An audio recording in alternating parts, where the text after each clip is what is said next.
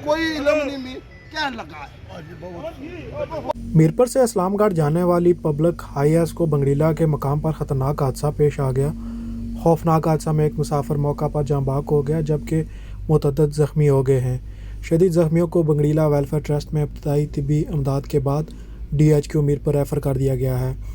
Public transport HiAce Mirpur से इस्लामगढ़ जा रही थी कि बंगरीला के मकाम पर सड़क पर खड़े ट्रैक्टर ट्राली से टकरा गई, जिसकी वजह से हाईएस पूरी तरह तबाह हो गई।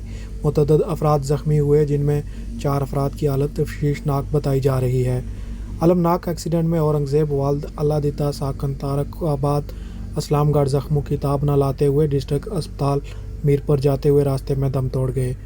ज़ख्मियों को मिड बेंसी वेलफेयर ट्रस्ट बंगरीला में ले जाया गया, जहाँ ज़ख्मियों को इब्तदाई तिब्बी इमदाद दी गई और शदीद ज़ख्मियों को DHQ रेफ़र कर दिया गया। हाईएस बंगरीला के रिहायशी सोहेल वाल्द पिन्नू खान चला रहे थे।